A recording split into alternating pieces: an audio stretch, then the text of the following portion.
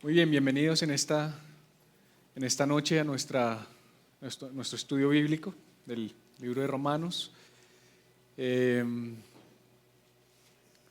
Estamos desarrollando la epístola a los romanos, la carta de Pablo a los romanos, y hoy es nuestra tercera clase. Nuestra tercera clase se titula Todos necesitamos el Evangelio y es la segunda parte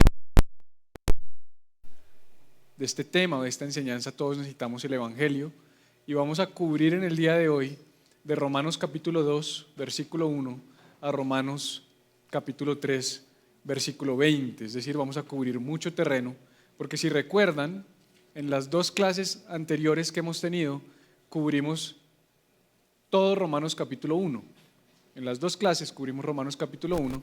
La primera clase fue la introducción al Evangelio, donde cubrimos o la introducción a Romanos y el Evangelio, donde cubrimos varias temáticas, y esto fue de Romanos capítulo 1, versículo 1 al 18, y luego de Romanos capítulo 1, versículo 18 al 32, cubrimos la segunda parte del capítulo 1, y lo llamamos Todos necesitamos el Evangelio parte 1, que en realidad fue los paganos necesitan el Evangelio. Y recuerda que cuando hablamos de paganos, estamos hablando de los gentiles, de las personas que no eran judías, que no tenían al Dios de Israel como su Dios, sino que tenían a dioses ajenos al Dios de Israel como su Dios, o que aún así negaban la existencia de Dios. Y cubrimos estas dos temáticas, y vimos al final de la clase anterior que para introducir a Romanos capítulo 2, el apóstol Pablo hace un importante giro, donde cambia de manera dramática la narrativa, y por eso entonces seguimos con nuestra segunda parte de los religiosos necesitan el Evangelio, no sin antes recordar que después de haber estudiado por completo el primer capítulo de Romanos, cubrimos mucho terreno, cubrimos temáticas, por ejemplo, como las motivaciones del autor, el llamado, su asignación, la importancia de su mensaje, la audiencia a la que él estaba dirigiendo su mensaje, y asimismo en ese primer capítulo entendimos la realidad de la humanidad, la realidad en la que nos encontramos los seres humanos, especialmente aquellos que se niegan a la existencia de Dios. El foco de nuestra clase anterior, dentro de Todos necesitan el Evangelio, nos enfocamos en aquellos que no aceptan o no reconocen a Dios como el creador y como el gobernante soberano del universo. Ahora, de una manera muy hábil, el apóstol Pablo empieza entonces su presentación del Evangelio y nos quiere mostrar aquí varias cosas. Lo primero es, nos muestra una lista de aquellas personas que no cumplen con los estándares farisaicos y religiosos. Eso fue lo primero que vimos. Pablo está exponiendo a estas personas. Él hizo una lista y nos dice, mire, estas personas no cumplen con los estándares de la ley. Es decir, es posible que esas personas que leen ese capítulo estén pensando en otros y juzguen y condenen su conducta y categoricen sus pecados. Recuerden que Pablo lo que está haciendo es presentándonos una lista de personas que no reconocen a Dios, pero él lo que pretende de alguna manera es muestra a estas personas, pero trata de tocar el corazón de los religiosos que de alguna manera al leer eso lo que hacen es señalar a otros. Es decir, sí, mire, hay gente que no reconoce a Dios, hay gente que no cree en Dios, hay gente que no se comporta de la manera en cómo nos tenemos que comportar. Y lo que busca Pablo con esos últimos pasajes, específicamente todo lo que vimos en el bloque de Romanos 1, 18 al 32, es tal vez sacar a la luz lo que pudiera haber en el corazón de algunas personas como un orgullo hipócrita, como un orgullo farisaico, religioso, de justicia propia, es decir, de creer que yo me puedo justificar a mí mismo. Por eso es que Pablo hace un importante giro en lo que viene, donde lo que él quiere es de alguna manera confrontar a esas personas que tienen ínfulas de ser un superhéroe moral. Es yo puedo, yo soy capaz, yo me puedo justificar a mí mismo, yo sí soy bueno. Y entonces para eso quiero invitarlos a que leamos rápidamente, lo voy a leer muy rápido, Romanos 2 del 1 al 16, que es la primera parte de nuestra clase de hoy, la voy a leer de la Biblia el mensaje. Dice, estas personas están en un oscuro espiral descendente. Acuérdense que tengo que volver a recapitular. ¿Cuáles personas? Pues las de la lista de Romanos 1, 18 al 32, las personas que son inmorales, las personas que se han dado el sexo desenfrenado, las personas que maltratan a los demás, toda esa lista que vimos, Pablo está diciendo, perfecto, mira, estas personas están en un oscuro espiral descendente, pero si ustedes piensan que eso los deja a ustedes en un lugar superior en el cual pueden señalar a otros, piensen de nuevo. Cada vez que ustedes critican a alguien, se condenan a ustedes mismos. Solo uno puede conocerse a uno mismo. La crítica y el juicio hacia los demás es una conocida forma de escape de sus propios crímenes y delitos menores, pero no es posible evadir a Dios tan fácilmente. Él ve a través de todas las cortinas de humo y las responsabilizará de sus acciones. ¿No creyeron, o sí, que con tan solo señalar con su dedo a otros podrían distraer a Dios de ver todas sus fechorías y venir contra ustedes con firmeza? ¿O pensaron que por ser tan bondadoso Dios les permitiría salirse con la suya? Más vale que recapaciten y piensen bien desde el principio. Dios es bueno, pero no es blando. Por su bondad nos lleva firme de su mano y nos guía hacia un cambio radical de vida. No se saldrán con la suya cada vez que se rehúsan y evitan a Dios. Agregan combustible al fuego. El día viene cuando arderá y será muy caliente por el ardiente y justo juicio de Dios. No se equivoquen. Al final obtendrán lo que a cada uno le corresponde. Y acaba de decir que corresponde. Vida real para aquellos que obran del lado de Dios, pero aquellos que insisten en hacerse su propia vida a su manera y tomar el camino de menor resistencia, fuego. Si siguen en la dirección contraria, se clavarán una astilla, sin importar de qué barrio provengan, qué tan bien fueron formados por sus padres, a qué escuela asistieron. Pero si abrazan la forma en que Dios hace las cosas, hay una recompensa maravillosa. De nuevo, sin importar de dónde vengan o cómo fueron criados, ser judío no les dará un sello de aprobación automática. Dios no presta atención a lo que otros dicen o lo que ustedes piensan de ustedes mismos. Él tiene su propio criterio. Si pecan sin saberlo, lo que están haciendo, Dios tiene eso en cuenta. Pero si pecan sabiendo muy bien lo que hacen, eso es otra historia, completamente diferente. Tan solo escuchar la ley de Dios es una pérdida de tiempo si no hacen lo que Él manda. Hacer, no oír, es lo que hace la diferencia delante de Dios. Y termina diciendo lo siguiente: cuando los forasteros que nunca han escuchado de la ley de Dios la siguen de manera intuitiva o instintiva, ellos confirman que es verdadera por medio de su obediencia. Ellos evidencian que la ley de Dios no es algo extraño, impuesto sobre nosotros externamente, sino tejida en las mismas fibras de nuestra creación. Hay algo dentro de ellos que hace eco de los sí y los no de Dios, del bien y del mal.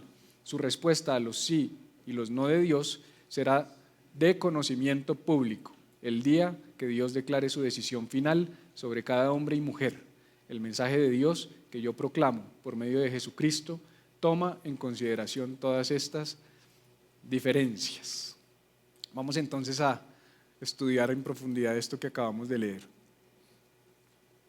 Un baldado de agua fría, le llamamos a esa primera conversación de Pablo en Romanos capítulo 2, porque viene de exponer el pecado de estas personas que no tienen a Dios, pero de repente Pablo le lanza un balde de agua fría en la cara a los religiosos. La respuesta natural de ellos ante la lectura de Romanos 1, 18 al 32 es apoyar las palabras de Pablo con una postura hipócrita, categorizando a la humanidad en dos bandos. Eso es lo que hace la gente cuando ve el pecado de otros y cuando señala el pecado de otros. Unos, los que tienen la ley, es decir, la palabra de Dios y la cumplen, y los que no tienen a Dios en su vida y merecen la ira de Dios. Eso es lo que el religioso hace, categoriza inmediatamente a la humanidad en dos. Los que tenemos la palabra de Dios y la cumplimos, y los que no, y por eso entonces sí merecen la ira de Dios. Pero esa postura indica que quienes leen esos pasajes creen estar exentos de la condenación por causa de su buena conducta. O sea, al tomar esa postura, lo que la persona está diciendo es: hay personas que merecen la ira de Dios, yo no, yo soy bueno, yo no merezco la ira de Dios, yo me porto bien, entonces a mí ese asunto de la ira de Dios como que no me toca. Han perdido completamente el punto principal. ¿Cuál punto principal? Pues el punto principal del Evangelio. Es por eso que Romanos 2.1 le cae como un baldado de agua fría en la cara a este tipo de personas. Dice así Romanos 2.1: por lo cual eres inexcusable o no tienes excusa, oh hombre, quien quiera que seas. O sea, Pablo está diciendo, no me importa quién seas. Como lo leímos ahorita en el mensaje, no me importa de qué barrio vengas, que hayas estudiado, cuál sea tu nivel económico. No importa quién seas, tú hombre, quien quiera que tú seas, que juzgas. O sea, Pablo está diciendo, tú que juzgas, no importa quién seas, pues en lo que juzgas a otro, te condenas a ti mismo, porque tú que juzgas, haces lo mismo. Pablo de una manera magistral está llevando a la persona que lee, que al leer se siente complacida en no ser como ellos, a enfrentar una impactante realidad. ¿Qué es lo que está haciendo Pablo? Es cuando tú lees y crees no ser como los demás, aquí te vas a enfrentar a una realidad interesante y es tú haces lo mismo, tú te comportas de la misma manera. Una persona que no es religiosa, cuando tú la juzgas, te estás juzgando a ti mismo. Es por eso que la última parte del capítulo 1 de Romanos busca evidenciar no solo los ídolos de los paganos, sino también todos los ídolos de todos los seres humanos. Acuérdense que un ídolo, ¿qué es aquello que toma el lugar de Dios. Y lo que habíamos visto en Romanos 1 es que Dios le dio rienda suelta a sus deseos excesivos. Si te acuerdas, la concupiscencia es un deseo excesivo. ¿Qué es un deseo excesivo? Es algo que yo lo deseo tanto que toma el lugar de Dios en mi vida. Entonces, tú no necesariamente tienes que ser alguien que niega a Dios para ser un idólatra. Tú puedes reconocer a Dios, pero aún así ser un idólatra. ¿Por qué? Porque tú puedes hacerlo creyendo que tú puedes salvarte a ti mismo. Si tú crees que tú te puedes salvar a ti mismo, de alguna manera lo que tú estás haciendo es tomando el lugar de Jesús. Porque Jesús, ¿quién es? El Salvador. Cuando tú crees que te puedes salvar a ti mismo, tú estás tomando el lugar del Salvador. Eso es idolatría. Seguimos en Romanos 2:1. Porque dice que es inexcusable, o sea, que el que juzga no tiene excusa, pero después dice, pues en lo que juzgas a otro te condenas a ti mismo, porque tú que juzgas haces lo mismo. Entonces Pablo nos está hablando de los juicios y nos dice que al juzgar a otros, nosotros nos estamos condenando a nosotros mismos. ¿Por qué? Pues es una realidad que somos buenos para juzgar a los demás. La realidad es que los seres humanos somos buenos es para juzgar a otros. Nos gusta es mirar el pecado del otro, nos gusta es mirar el problema del otro, pero fíjate, si tú y yo nos medimos con esa misma vara, nos daremos cuenta que nadie, ni nosotros mismos, estamos a la altura de nuestros propios estándares. Si tú te juzgas a ti mismo con la vara con la que juzgas a los demás, es lo que está diciendo Pablo, ni siquiera tú vas a estar a la altura de esos estándares. Y por eso esa lista que presentó Pablo en Romanos 1 del 29 al 30, no está tratando específicamente con acciones, sino está tratando con actitudes. Y las actitudes tienen una característica y es que tratan es con asuntos del corazón. Las actitudes tienen que ver con el corazón. Por eso Pablo está presentando no solo acciones, porque es que juzgar acciones es muy fácil, porque las acciones las podemos ver. Pero juzgar actitudes es distinto porque están dentro del corazón. Y Pablo está enfrentando a las personas a actitudes. Por ejemplo, tú puedes ser un envidioso y yo puedo nunca darme cuenta de que eres un envidioso. Esa envidia es una actitud del corazón que está dentro de ti, que te consume. Pero como hay otros que pecan de una manera visible, tú los juzgas. Pero nadie está juzgando tu envidia porque no la podemos ver. Pero es un problema del corazón. Y no podemos estar pensando que los demás merecen ser juzgados porque se comportan de una manera diferente a nosotros o porque podemos ver de manera tangible su pecado. Y aquí quiero introducir un concepto que personalmente me confrontó muchísimo y es la grabadora personal. Romanos 2 del 2 al 3 dice lo siguiente: mas sabemos que el juicio de Dios contra los que practican tales cosas es según verdad. ¿Y piensas esto, hombre? Tú que juzgas a los que tal hacen y haces lo mismo, que tú escaparás del juicio de Dios. En otras palabras, crees que al juzgar a otros, pero tú hacer lo mismo, y lo mismo no necesariamente, ya lo expliqué, es el mismo pecado, sino tú también pecas, con problemas de tu corazón y con actitudes de tu corazón, crees que tú vas a poder escaparte a ese juicio de Dios. Y esta especialidad que tenemos los seres humanos de juzgar a otros de una forma tan severa, aun cuando nosotros mismos cometamos estos pecados o otros pecados también, no va a ser ignorada por Dios. O sea, lo que nos está diciendo Pablo es, cuando tú haces eso, Dios es tan justo que Él nos enseña que al final de los tiempos, durante el juicio final, será nuestro estándar individual. Escucha esto. O sea, es tu propio estándar el que Dios usará para juzgarte. Dios es justo. Dios dice, te la pasaste toda tu vida juzgando a los demás con ese estándar, ven, yo te aplico ese juicio. Eso es lo que está diciendo Pablo en Romanos 2, del 2 al 3. Con ese mismo juicio con el que tú estás juzgando, con esa misma medida en la que tú estás juzgando a los demás, ven que yo te voy a medir. Voy a usar tu propio estándar. Y es que a veces nuestro propio estándar es más severo que el estándar de Dios. A veces nosotros somos más severos con los demás. ¿O no fue lo que pasó, por ejemplo, cuando el profeta Natán llamó al rey David y le dijo, imagínate un hombre que tiene ¿tú qué harías? No, pues a ese hombre le debe caer toda la ira encima y ese hombre merece la muerte. Ah, ok, ese hombre eres tú. ¿Y Dios qué dijo de David? Un hombre conforme a mi corazón. Entonces a veces nuestro juicio es muchísimo más severo que el juicio de Dios. Entonces los juicios que hagamos con nuestras bocas van a ser el parámetro que Dios va a usar para juzgarnos. Y al escribir Pablo, lo que está recordándonos es las palabras de Jesús que están registradas en Mateo 7, capítulos 1 al 5, en el Sermón del Monte, donde él dice, entre otras cosas, lo siguiente: porque con el juicio con que juzgas, serás juzgado, y con la medida con que mides, serás medido. Palabras de Jesús en el Sermón del Monte. Él está diciendo, como juzgues tú a otros, así tú vas a recibir juicio. Y a veces creemos que se está refiriendo a que vamos a cosechar esa forma de juicio aquí en la tierra solamente, y no es así solamente. Sí, lo que está diciendo Jesús es, juzgaste a alguien cuando cayó, cuando caigan te van a juzgar de esa misma manera, pero realmente es más profundo que eso. Es Dios mismo va a utilizar ese estándar para juzgarte en el día del juicio, es lo que está diciendo el apóstol Pablo. Y me gusta mucho lo que dice el teólogo Francis Schaeffer, que dijo, todos cargamos una grabadora invisible que registra todas las palabras que decimos de los demás en relación a sus estilos de vida. Escucha esto. ¿Qué palabras dices tú de los demás en relación a sus estilos de vida? Porque sentarnos a hablar del otro, no, imagínate, hizo esto, y se están separando, y el man fue infiel, y imagínate que tiene moza, e imagínate que el man ve pornografía, lo que tú quieras. Somos especialistas en sentarnos a comer del otro. Y lo que dice este teólogo es, hay una grabadora aquí colgada en tu cuello, que es invisible, que tú no ves, que está registrando todas las palabras que tú dices en relación al estilo de vida de otros. Y el día del juicio final, Dios te quitará esta grabadora del cuello, reproducirá la cinta y te juzgará sobre tus propias palabras aún por encima de los estándares que Él mismo ha establecido. O sea, a hoy, ¿qué dice esa grabadora? Si nos quitan hoy esa grabadora y Dios nos juzga con esas palabras, ¿qué sería de nuestra vida? Porque somos muy buenos para juzgar a los demás. Luego Pablo entra en la siguiente parte de Romanos 2 a introducir lo que yo llamo los dos hermanos. ¿Por qué los dos hermanos? Porque si recuerdas, en Lucas capítulo 15 Jesús menciona a dos hermanos. Y ahorita vamos a ver cómo Pablo todo el tiempo nos ha estado presentando a esos dos hermanos.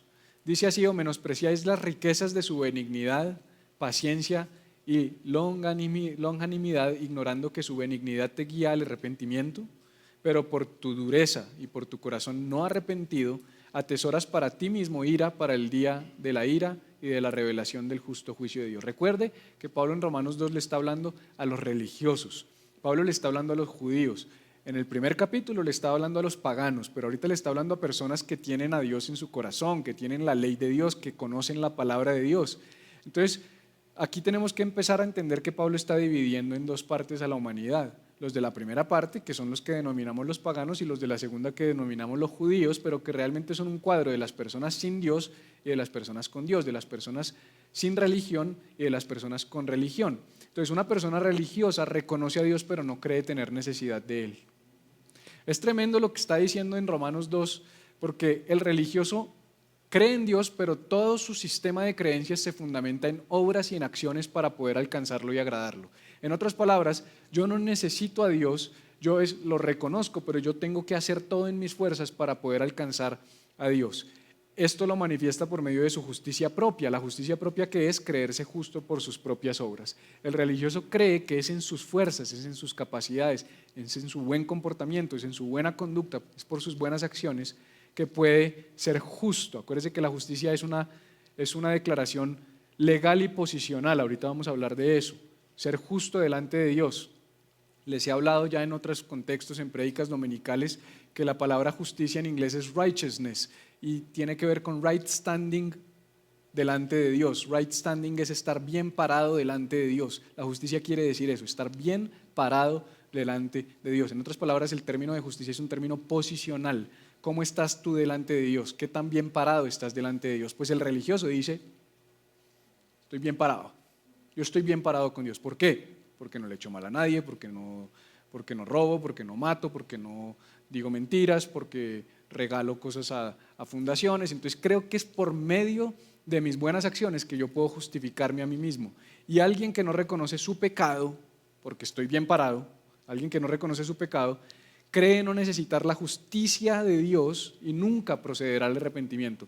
Acuérdate que solo hay una justicia y es la justicia que proviene de Dios. ¿Y cómo proviene de Dios? Por medio de Cristo Jesús. La justicia de Dios viene por medio de Cristo Jesús. El que dice que puede justificarse por sus propias obras está rechazando inmediatamente la obra de Cristo. Entonces en Romanos 1 y 2 Pablo está presentando las mismas dos personas de las que habló Jesús en la parábola del hijo pródigo en Lucas capítulo 15, o en la parábola de los dos hijos en Lucas capítulo 15 del 1 al 32. Un hijo, si lo recuerdas bien, dejó a su padre, se acostó con prostitutas, malgastó su dinero y vivió de forma desordenada. Eso es Romanos 1. El hijo que hizo lo que quería, que le dijo a Dios, no te necesito, te doy la espalda, me voy de ti, me alejo de ti, hago la vida a mi manera y vivo a mi manera. El otro se quedó con su padre y fue obediente y complaciente con él. Romanos capítulo 2. Hasta ahí vamos bien. Esa es la fotografía de los dos hijos, el hijo que se quedó con su padre y el hijo que se fue y malgastó sus bienes. Sin embargo, ambos están perdidos. Y esto es interesante entenderlo, porque típicamente en la parábola de Lucas 15, donde no es bien predicada, nos muestran como que el hijo que se quedó en casa fuera el buen hijo, el hijo que no malgastó sus bienes, el hijo que no pidió su herencia, el hijo que se quedó con su papá, el hijo que sirvió a su papá. Pero la realidad es que el final de la historia nos demuestra y nos revela que no es así. Nos demuestra que ambos hijos estaban mal, ambos estaban perdidos. ¿Por qué? Porque ambos estaban distanciados del Padre. Aún el hijo que estaba con el Padre estaba totalmente distanciado de su Padre, completamente distanciado de su Padre. Nunca vivió una relación cercana a su Padre. Si tú recuerdas el reclamo de este hijo al final, ¿cuál era? ¿Por qué le estás dando esto a mi hermano? Yo siempre he estado aquí, tú nunca me has dado un becerro, tú nunca has hecho matar un becerro. En otras palabras, nunca hemos gozado de la relación de padre e hijo. La realidad es que un corazón no arrepentido es un corazón idólatra. Ya te expliqué por qué.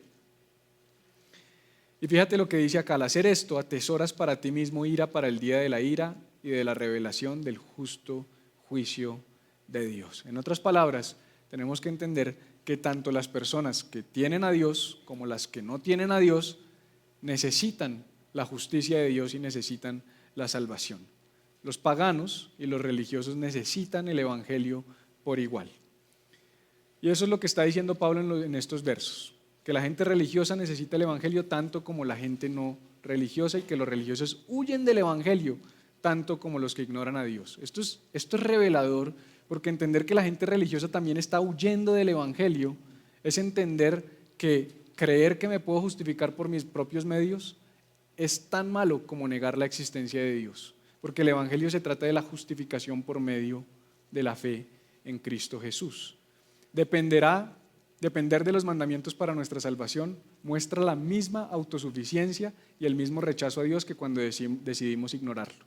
Es exactamente igual.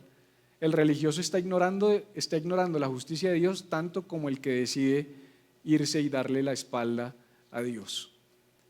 Y cuando confiamos en cualquier cosa o persona en lugar de Jesús para nuestra salvación, estamos siendo idólatras y estamos rechazando el evangelio. Ahora la pregunta es: ¿somos salvos por fe o somos salvos por obras? Porque en Romanos 2:6 Pablo declara lo siguiente: el cual pagará a cada uno conforme a sus obras. Este de nuevo es un versículo que se utiliza para confundir, que si se saca de contexto, como hemos entendido en el marco de nuestra escuela de predicadores, por ejemplo, de entender el texto dentro de su contexto inmediato y dentro de su contexto más grande, no nos permitiría hacer una incorrecta interpretación de este pasaje y concluir por un solo pasaje sacado de contexto que vamos a ser recompensados por nuestro comportamiento, por nuestras obras. Si fuera así, en realidad estaríamos contradiciendo todo el contenido de la carta. Y Pablo estaría contradiciendo en un versículo todo el contenido de la carta, y no solo de la carta, sino del Evangelio. De hecho, este pasaje es la continuación de Romanos 1 y 2, que son los dos hijos. Entonces, ¿cuál es la forma de entenderlo? En el contexto de dos tipos de personas que Pablo menciona. Una persona que decidió darle la espalda a Dios, una persona que en sus fuerzas cree poder ganarse la justicia y la aceptación de Dios, y las dos personas necesitan el arrepentimiento, que fue lo que concluyó Pablo en los versículos anteriores, invitadas a considerar que si no se arrepienten serán juzgadas por sus obras de idolatría. Eso es lo que está diciendo Pablo. O sea, le está hablando a estas dos personas, a dos personas que rechazaron a Dios. Y Pablo les está diciendo, ojo, si ustedes rechazaron a Dios, Él les va a pagar conforme a sus obras. ¿Ya? No es que todos vamos a recibir un pago conforme a nuestras obras. Está diciendo, los que rechacen a Dios, sea porque decidan no reconocerlo, o sea porque decidan hacerlo en sus fuerzas, que es lo que dice Pablo en el libro de Gálatas, cuando dice que todo el que quiere confiar en el cumplimiento de la ley para salvación está maldito, porque nadie puede cumplir la ley, porque si incumples uno de todos los mandamientos, dice Pablo que ya los has incumplido todos. En otras palabras, lo que Pablo está diciendo es, ojo que si te vas por ese camino, tienes que asegurarte de poder cumplir la ley. Entonces, me gusta mucho cómo Timothy Keller responde a esa pregunta inicial.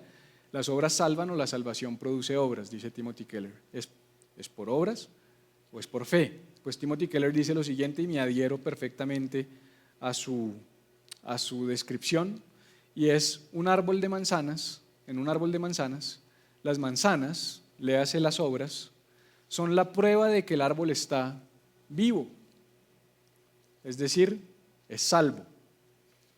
Pero no son las que le dan vida al árbol. Las manzanitas no le dan vida al árbol, las manzanitas revelan que el árbol está vivo, que es diferente. Son las raíces, fíjate esto, es decir, la fe, conectadas con un buen suelo, que es Cristo, las que permiten al árbol producir de manera natural las manzanas que evidencian su vida. Esto es demasiado profundo lo que está haciendo Keller acá. Keller te está diciendo, tú eres un árbol. Tus raíces, tu fe, conectadas a un buen suelo, Jesucristo, le dan salvación al árbol, que es la vida, para que el árbol produzca manzanas, obras. Las obras son un producto de la salvación. Grábate esto en la cabeza. Las obras son un fruto, un producto de la salvación. La salvación no es un producto de las obras.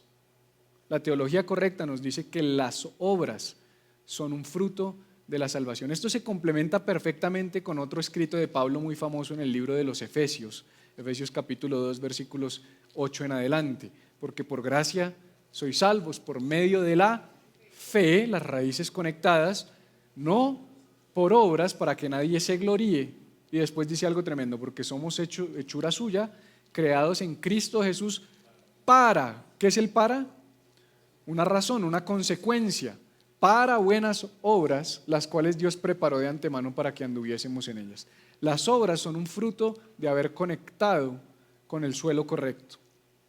Por eso es que es incorrecto que como iglesia nosotros queramos cambiar la conducta y el comportamiento de las personas antes de que se conecten con Cristo. Nadie conectado de un suelo distinto al de Jesucristo puede producir las obras de la salvación. Nadie. Y nosotros los cristianos juzgamos a las personas que están fuera de la iglesia porque no se comportan como nosotros, pero es imposible que ellos se comporten como nosotros porque la única manera de que nosotros nos comportemos como es correcto es conectados al suelo que producen en nosotros las obras de salvación. Una fe sincera y real, es lo que continúa diciendo Pablo. O sea que hay una fe que no es sincera y que no es real.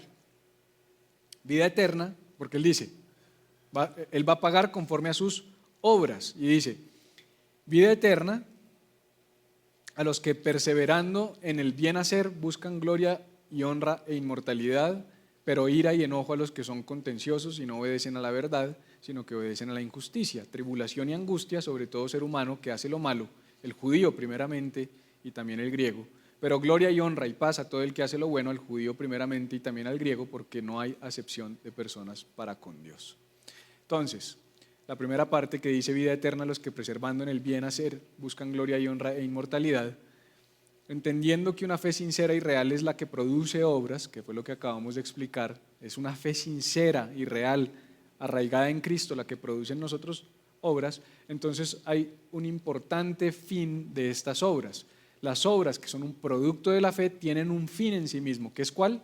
Alcanzar la gloria y honra e inmortalidad de Dios. Estas tres cosas, gloria, honra e inmortalidad, debemos buscarlas en el Creador y no en las cosas creadas. Acuérdate que la concupiscencia es cuando yo en mis deseos estoy buscando la gloria, la honra y la inmortalidad en las cosas creadas en lugar de buscarlas en el Creador. ¿En cuáles cosas creadas? En cualquiera. ¿Y qué hace el religioso? Busca honra, gloria e inmortalidad en sus capacidades y no en las capacidades de Dios. Luego dice, pero ira y enojo a los que son contenciosos y no obedecen la verdad, sino que obedecen la injusticia. Entonces, esto nos está dando dos indicadores que se evidencian cuando no estamos bien con Dios. El primer indicador es una persona contenciosa. O sea, tú quieres saber si alguien está o no está bien con Dios. Dice Romanos 2.8 que una persona contenciosa no está bien con Dios. Esta palabra también tiene una raíz que puede ser traducida como egoísta. Podría ser una persona egoísta. Se refiere a una persona que tiene un espíritu de voluntad propia y glorificación personal. Esto puede obtenerse tanto por medio de la religión como por medio de ser totalmente ajeno a Dios. O sea, tú puedes ser egoísta siendo religioso. Tú puedes estar centrado en ti mismo siendo religioso. Tú puedes tener un espíritu de voluntad propia siendo religioso.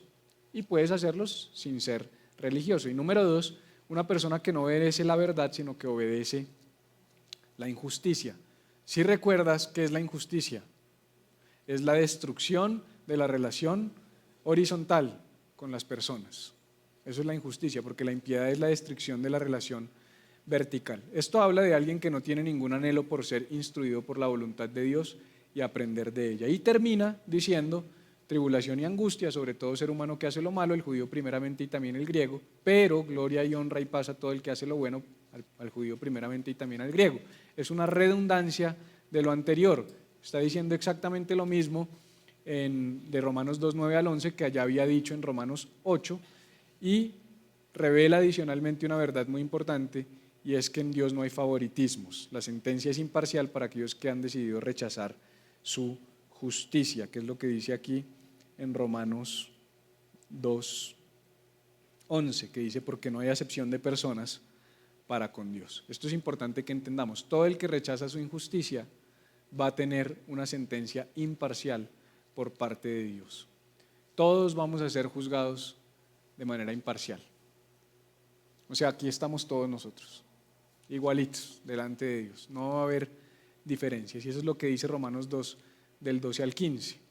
Dice, porque todos los que sin ley han pecado, sin ley también perecerán, y todos los que bajo la ley han pecado, por la ley serán juzgados.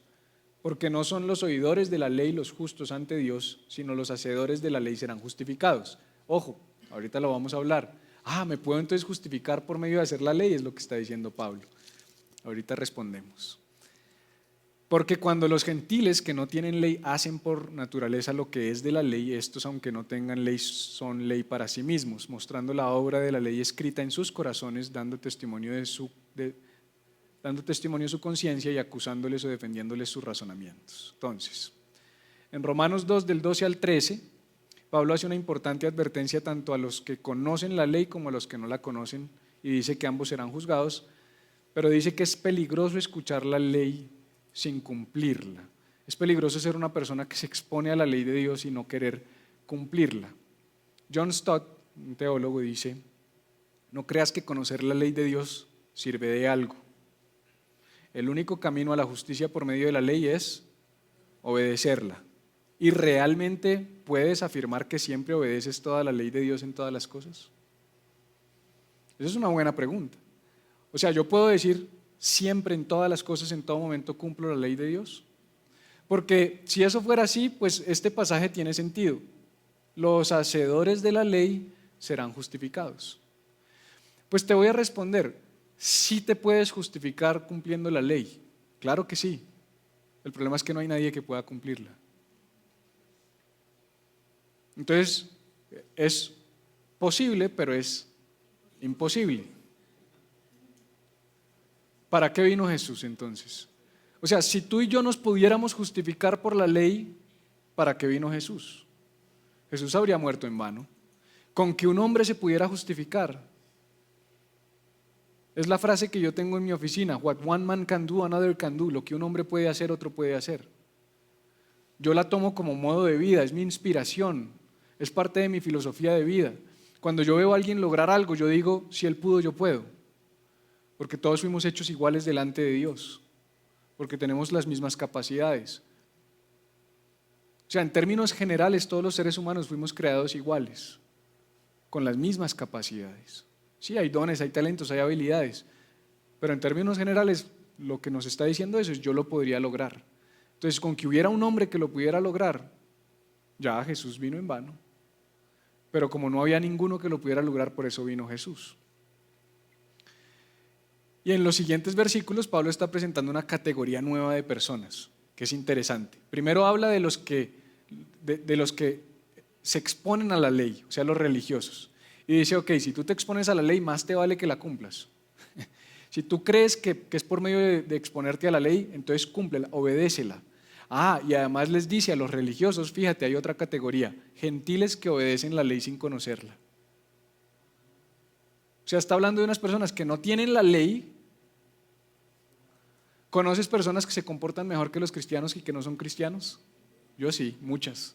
Más amorosas, ayudan más al prójimo, más generosas, menos egoístas, más altruistas, ayudan fundaciones, sirven en fundaciones, ayudan a construir casas, dan parte de su salario para los necesitados, son bondadosos con los demás, tratan bien a las personas que están por debajo de ellos. Lo vi toda mi vida en las empresas donde trabajé. Personas que no tenían a Cristo, pero que vivían de una manera natural e intuitiva bajo unos estándares morales que nosotros, tú y yo, que sí conocemos la ley, llamamos correctos. De esas personas está hablando Pablo. Pablo está diciendo: hay una realidad, y es que todas las personas dentro de nosotros tenemos en nuestras fibras, como dijo en la versión del mensaje, un estándar moral de bien y de mal. Sin que leamos este libro, sin que nos digan lo que es correcto e incorrecto, hay de manera natural algo que nos dice: esto no está bien. Matar a alguien no está bien. Robar algo no está bien. Tomar lo que no es mío no está bien. Pasar por encima de los demás no está bien. No necesitamos a Jesús para eso, es lo que está diciendo Pablo. O sea, si tú quieres justificarte por tus propios medios, hay gente que sin Cristo lo hace mejor, es lo que está diciendo Pablo. Si tú como cristiano todavía crees que se trata de nosotros, lo que Pablo está diciendo es: entonces mejor es que no leas la ley, no digas que necesitas a Cristo, porque estás pisoteando a Cristo conociendo su ley, conociendo su mensaje, conociendo su evangelio, conociendo que es Él el que nos justifica. Por lo menos allá hay gente afuera que lo rechaza, pero trata de vivir mejor, porque sigue el estándar moral, el estándar que está dentro de nosotros. Todos tenemos una percepción integrada de bien y de mal. Que la sociedad está corrompida, sí, que cada vez esa moralidad es más borrosa, sí, pero en el fondo todos dentro de nosotros sabemos lo que está bien y lo que está mal. Y entonces Pablo viene a presentar el sentido de la cruz. Y habla de en el día en que Dios juzgará por Jesucristo, y fíjate, introduce a Jesucristo los secretos de los hombres conforme a mi evangelio, o al evangelio que yo les estoy presentando, a las buenas noticias que les estoy dando. No podemos usar esto para decir que el evangelio se trata de Pablo o que es el evangelio de Pablo, como algunos lo usan equivocadamente este versículo, porque si te acuerdas en Romanos 2.1, cuando Pablo se presenta, él dice que él vino a presentar el evangelio acerca de su Hijo, nuestro Señor Jesucristo, el que era del linaje de David según la carne. O sea, él es claro en que el evangelio es el evangelio de Jesucristo. Cuando él dice según o conforme a mi evangelio, es conforme al evangelio que les anuncié al comienzo que les iba a dar, que es el evangelio de Jesucristo. Y Pablo termina esta parte del capítulo 2, que fue la primera parte, con la realidad del juicio que todos enfrentaremos algún día. Dios juzgará los secretos del corazón del hombre, y esto es lo que le da sentido al evangelio. Pablo demuestra que todos, judíos, gentiles, religiosos, no religiosos, con ley o sin ley, enfrentaremos el juicio y merecemos la ira. Eso es lo que está diciendo Pablo. Está nivelando a los dos hijos. No importa si eres el hijo de la categoría en Romanos 1 o de Romanos 2, ambos necesitamos la justicia de Dios, porque vamos a enfrentar un juicio y merecemos la ira. Solo desde esa realidad, acuérdate que este es el telón negro sobre el cual resalta el evangelio, podemos entender a Cristo cuando entendamos quiénes somos nosotros. O sea, si no entendemos quiénes somos nosotros, nunca vamos a poder entender a Cristo. Vamos a leer entonces lo que continúa de Romanos capítulo 2, se los leo del mensaje. Dice: si han sido criados judíos, no asuman que pueden recostarse en los brazos de su religión y tomársela suave mientras presumen por ser parte de la revelación de Dios, expertos conocedores de las mejores cosas de Dios, informados de las últimas doctrinas. Tengo una palabra especial de advertencia para ustedes que están seguros de sabérselas todas por conocer la palabra al derecho y al revés, y se sienten calificados para guiar a otros por sus callejones sin salida, noches oscuras y emociones confundidas hacia Dios. Mientras guían a otros, ¿quién los va a guiar a ustedes? Hablo en serio. Mientras predican no robar, ¿robarán a otros por completo? ¿Quién podrá sospechar de ustedes? Lo mismo con el adulterio, lo mismo con la idolatría. Podrán salirse con casi cualquier cosa si lo enfrentan con palabrería elocuente sobre Dios y su ley. Lo que está escrito es por causa de ustedes, judíos, que los forasteros están alejados de Dios, nos muestra que este es un viejo problema que no va a desaparecer. La circuncisión, el ritual quirúrgico que los marca como judíos, es grandioso si ustedes viven de acuerdo con la ley de Dios. Pero si no lo hacen, mejor les sería no estar circuncidados. Lo contrario también es cierto. Los incircuncisos que guardan los caminos de Dios son tan buenos como los circuncidados. De hecho, mejores. Mejor es guardar la ley de Dios incircunciso que romperla circuncidado. Tiene todo que ver con lo que estábamos hablando ahorita. Es mejor que no conozcas la ley y trates de cumplirla a que conociéndola le pases por encima a la obra de Cristo. ¿Acaso no ven que no es el corte de un cuchillo lo que los hace judíos? Se convierten en judíos por lo que son. Es la marca de Dios en sus corazones, no de un cuchillo en su piel, por no ser más claro, Pablo, de dónde es la marca. Lo que los convierte en judíos, el reconocimiento proviene de Dios, no de los críticos legalistas. La circuncisión era una manifestación externa de una condición interna. Y ellos se declaraban judíos por algo que se podía ver. Lo que está diciendo Pablo es no es por lo que ves, es por lo que no ves. Entonces ellos estaban muy orgullosos de ser judíos. Romanos 2, 17 al 24. Lo acabamos de leer en la versión del mensaje, en la Reina Valera dice: "He aquí, tú tienes el sobrenombre de judío y te apoyas en la ley y te glorías en Dios y conoces su voluntad e instruido por la ley apruebas lo mejor y confías en que eres guía de los ciegos, luz de los que están en tinieblas, instructor de los indoctos, maestro de niños, que tienes en la ley la forma de la ciencia y de la verdad. Tú pues, que enseñas a otros, ¿no te enseñas a ti mismo? Tú que predicas que no sea de hurtar, hurtas. Tú que dices que no sea de adulterar, adulteras. Tú que abominas de los ídolos, cometes sacrilegio. Tú que te jactas de la ley, con infracción de la ley deshonras a Dios, porque como está escrito, y esto es profundo, el nombre de Dios es blasfemado entre los gentiles por causa de vosotros. ¿Qué está haciendo Pablo? Está mencionando unos aspectos que eran de orgullo para los judíos: su nacionalidad, su conocimiento de la ley, su relación con Dios, su conocimiento de la verdad, su capacidad de discernir entre lo bueno y lo malo, su dominio de la ley, su rol de maestros y de guías para los ciegos, espiritualmente hablando. Pero Pablo no está cuestionando eso, él no está diciendo que eso sea malo, él no está diciendo que querer cumplir la ley sea malo, que la moralidad sea mala, que ser judío sea malo, que querer enseñar a otros sea malo. Él lo que está diciendo es que el problema es cuando tú dependes de eso para salvación, y no solo dependes, sino que te jactas. Jactarse, ¿qué es?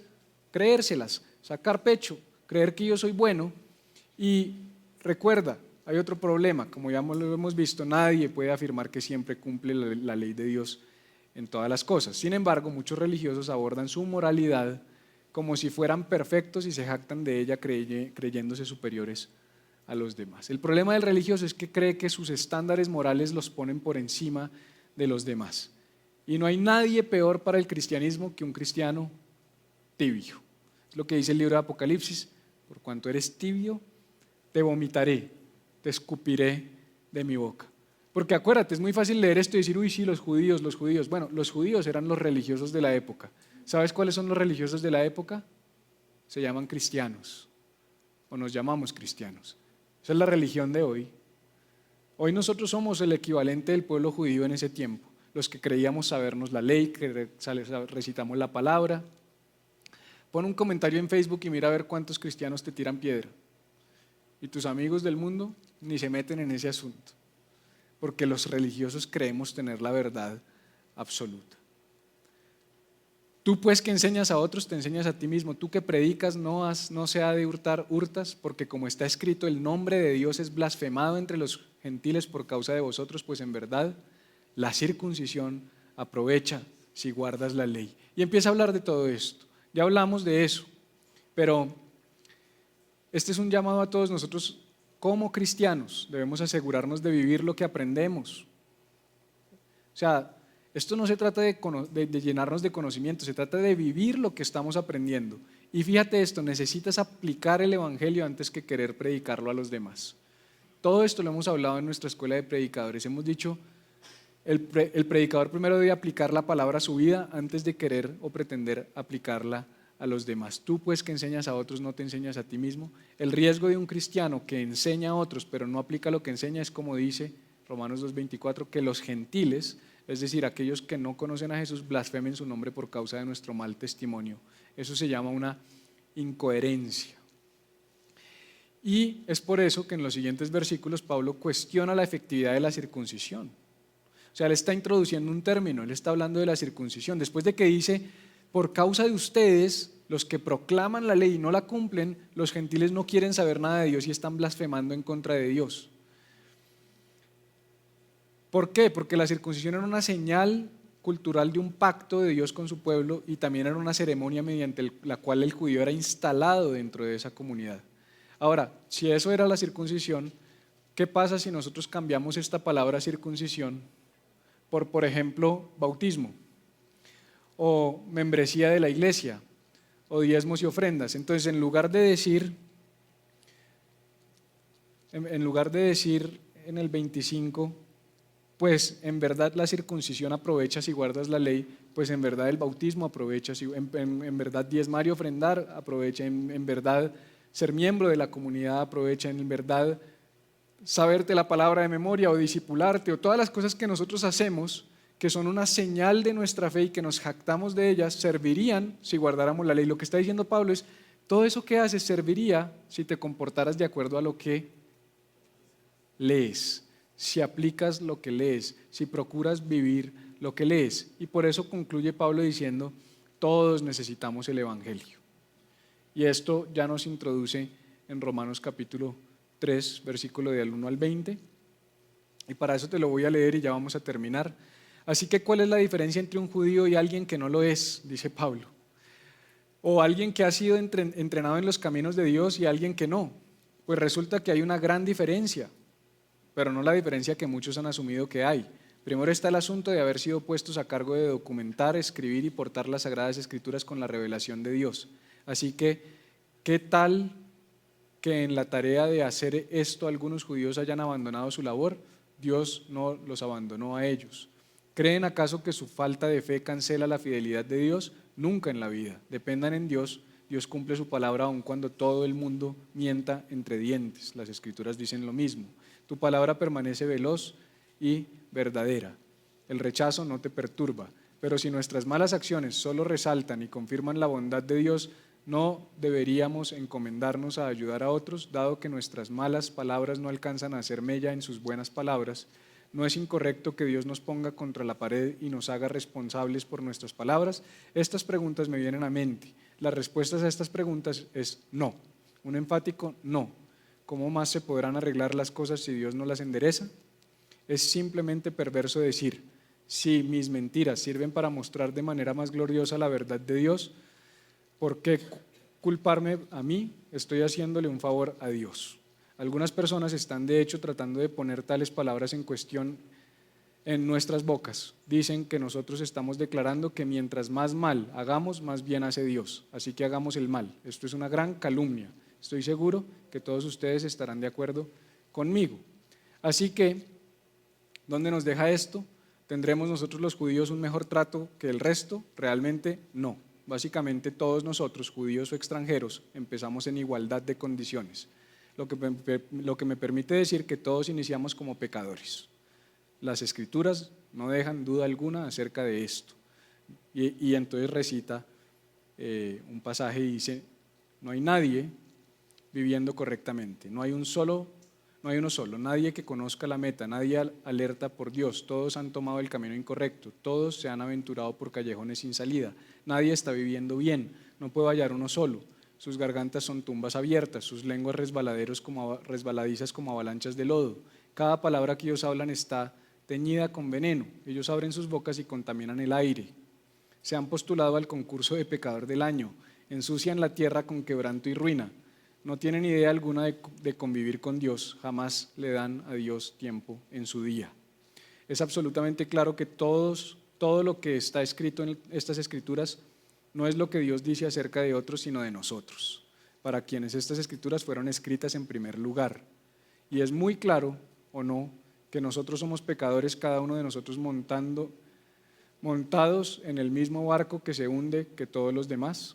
Nuestro conocimiento de la revelación de Dios no nos hace justos delante de Dios, lo que hace que nos obliga a enfrentar nuestra complicidad en el pecado de todos los demás. Entonces Pablo lo que está haciendo en la primera parte en Romanos 3 del 1 al 8 es poniéndose en los zapatos de su audiencia. Si ustedes se dieron cuenta, él empezó a hacer una serie de preguntas. Pablo lo que está haciendo es utilizando un método de tener empatía con su audiencia. Esto es un método muy utilizado en la predicación y es cuando uno como predicador se anticipa a las preguntas que su audiencia le pueden surgir como consecuencia de su mensaje. Pablo está simplemente anticipándose a las preguntas que ellos pueden tener y las responde, porque todas las preguntas él las responde de Romanos 1 al 8. Él se anticipa a estas objeciones y por medio de una serie de preguntas trae las respuestas para traerles claridad sobre este tema. Al final lo que Pablo busca es continuar con su mensaje sin que queden dudas o ideas equivocadas en el corazón de sus lectores. Ya lo dije, conocer a su audiencia y anticiparse a las respuestas que puedan tener es una tarea importante de todo predicador. No voy a leerlas, las leímos en la versión del mensaje, pero son una serie de preguntas donde él está simplemente planteando cuestionamientos naturales que hasta el momento podrían haber tenido, y es: nos estás poniendo a los religiosos al mismo nivel de los pecadores, entonces ¿de qué sirve ser religioso? Y Pablo responde. Y empieza a poner una nivelación para llegar, después de hacer todas estas preguntas, a una conclusión importante, y es que todos estamos perdidos. Y lo dice en Romanos 3:9, que ahorita lo vamos a leer. Es la conclusión de su mensaje. Todos, absolutamente todos estamos perdidos, por lo tanto todos necesitamos el Evangelio. En otras palabras, lo que Pablo está diciendo es que hay dos opciones: estar bajo el pecado o estar bajo la gracia. ¿Ya? O sea, Pablo está diciendo, tú tienes dos opciones: o coges el camino de justificarte en tus propios medios, que es el camino de la religión, o rechazas a Dios. Quiere decir que posicionalmente estás bajo pecado. Ambos están pecando porque ambos están rechazando a Dios. O tú puedes simplemente someterte al camino de la gracia y religiosos o no, todos necesitamos a Dios. Y concluye con esto: ¿qué pues? ¿Somos nosotros mejores que ellos? En ninguna manera, pues ya hemos acusado a judíos y a gentiles que todos están bajo pecado. Esa es la conclusión de Pablo. Todo lo que nos acaba de decir se resume aquí. Y esa es la forma magistral de enseñar de Pablo. Si uno no entendió todo lo demás, llega a estas conclusiones y dice, ok, si esta es la conclusión, tengo que volver a leer con esto en mente, a ver si es mucho más claro para mí. Y mira lo que sigue diciendo: como está escrito, y te puse en colores diferentes las temáticas bajo las cuales yo logré agrupar estos mensajes, como 7 áreas que el pecado afecta. Y con esto termino.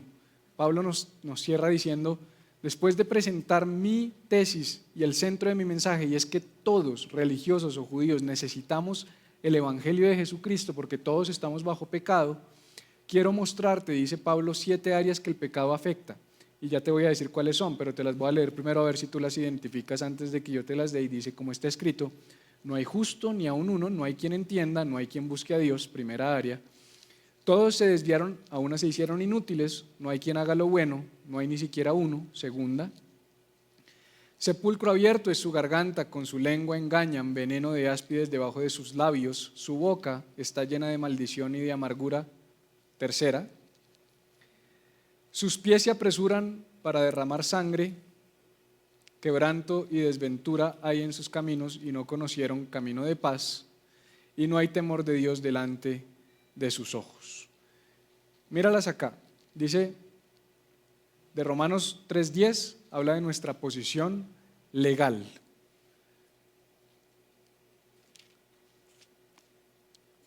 Como está escrito, no hay justo ni aún uno. Hablamos de que la justicia es un tema de mi posición legal delante de Dios. Número 2, nuestra mente. No hay quien entienda. Está hablando de nuestra mente. No hay quien entienda. Número 3, nuestras motivaciones, en el mismo 11. No hay quien busque a Dios. Fíjate todo lo que el pecado afecta. Afecta tu posición legal, afecta tu mente, afecta tus motivaciones, afecta tu voluntad. El 12, todos se desviaron, a una se hicieron inútiles. No hay quien haga lo bueno, no hay ni siquiera uno. Afecta la lengua. ¿Te acuerdas de la grabadora personal? 3:13 al 14. Sepulcro abierto es su garganta, con su lengua engañan, veneno de áspides hay debajo de sus labios y su boca está llena de maldición y de amargura. También afecta tus relaciones, Romanos 3 del 15 al 17. Sus pies se apresuran para derramar sangre, quebranto y desventura hay en sus caminos y no conocieron camino de paz. Y termina en el 18 afectando tu relación con Dios. No hay temor de Dios delante de sus ojos. 7 áreas que el pecado afecta: tu posición legal, tu mente, tus motivaciones, tu voluntad, tu lengua, tus relaciones con los demás, que es injusticia, y tu relación con Dios, que es impiedad. Todo esto debe llevarnos a una sola y única conclusión importante, y es con lo que termina Pablo, Romanos 3, 19 y 20, y es: no me puedo justificar en la ley. No me puedo justificar sin la ley y no me puedo justificar en la ley. Pero sabemos que todo lo que la ley dice, lo dice a los que están bajo la ley, para que toda boca se cierre y todo el mundo quede bajo el juicio de Dios. Lee esto, estoy terminando. Si me vas a poner atención en algo, es aquí. Pablo está cerrando su mensaje de todos necesitamos el evangelio, diciendo: sabemos esto, todo lo que la ley dice, todo lo que esta ley dice, lo dice a los que están bajo la ley. La razón por la que lo dice es que toda boca se cierre y todo el mundo quede bajo el juicio de Dios. ¿Por qué todos los que están bajo la ley quedan bajo el juicio de Dios? Ya lo dijimos, porque no pueden cumplirla. Ya que por las obras de la ley ningún ser humano será justificado delante de Dios. Ninguno. Porque por medio de la ley es el conocimiento del pecado. Y este es mi resumen. La ley no nos es dada para que al cumplirla podamos ser justificados. De hecho, todos nosotros somos pecadores incapaces de cumplir completamente toda la ley todo el tiempo. La ley no es una lista de chequeo que debemos cumplir al pie de la letra.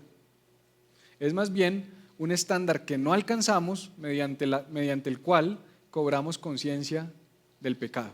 Eso es lo que está diciendo Pablo. La ley está para llevarte a tener conciencia de que tú eres un pecador. Cada vez que alguien lee la ley de Dios, sin importar qué tan fiel, amable, respetuoso, amoroso o generoso sea, su respuesta solo puede ser esta: soy un pecador y no tengo nada que decirle a Dios. Necesito su gracia y su amor. Todos necesitamos el evangelio.